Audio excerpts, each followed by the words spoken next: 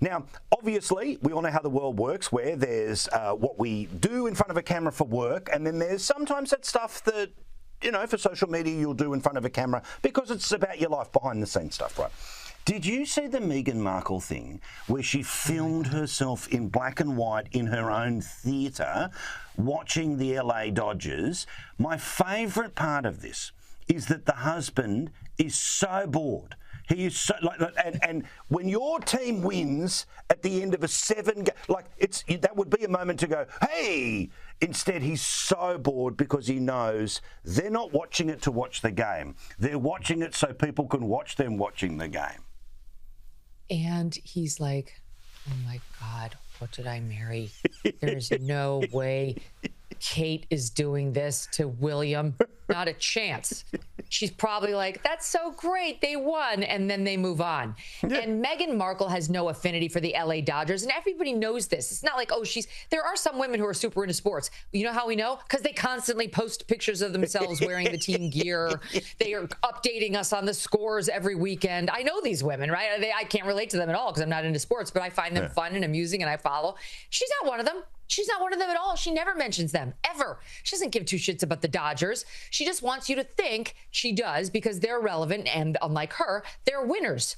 So what she does is it's so at first I thought she put her iPhone up there and like filmed herself reacting, but it's worse than that. It's worse than that because clearly they have some sort of a video in their movie room, in their enormous theater room, so relatable.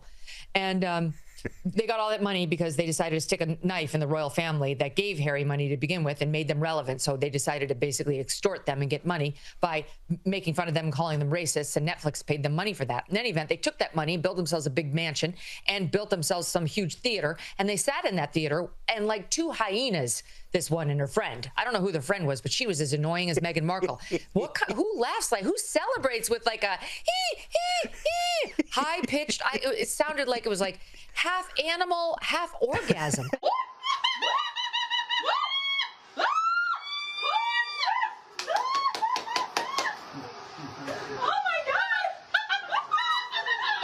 I don't know what I heard in that room, but it was very wrong.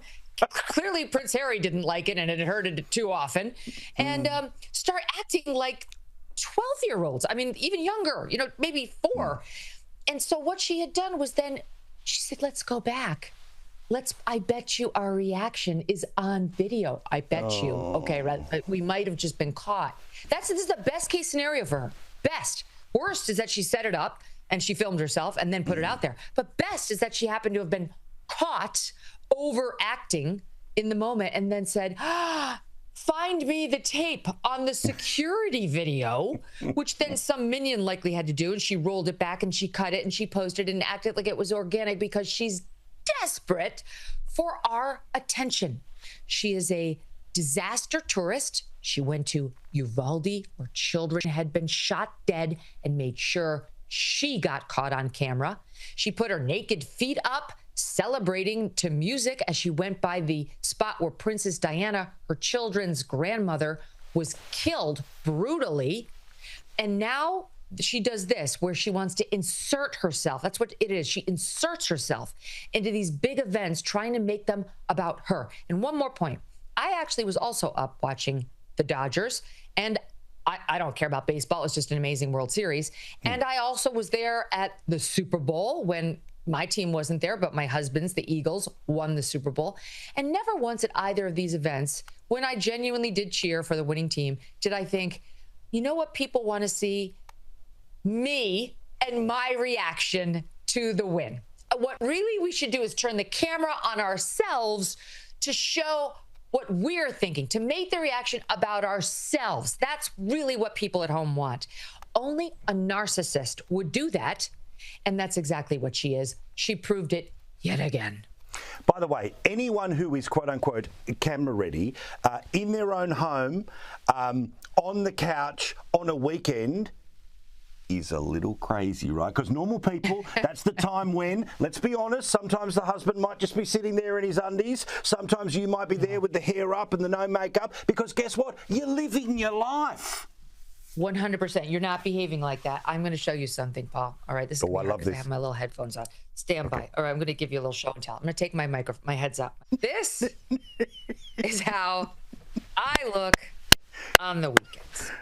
There it is. Right here. Okay. My headphone back in my ear. This is my weekend look. And if you see a picture of me on the but no makeup. But if you see a picture of me on the weekend with anything other than this hair, it's a lie. It's not really how I spend my weekend. And I'm at the point where I don't give a what you think, because it's so easy and it's out of my face. And that's because I'm an honest person and she's not.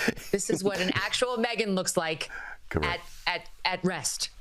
Well, I too would like to act out how I look like on the weekend, but I'm the guy who sits there in his undies. So I will save everyone. I will save everyone that image. We love you, Megyn Kelly. We'll see you next week.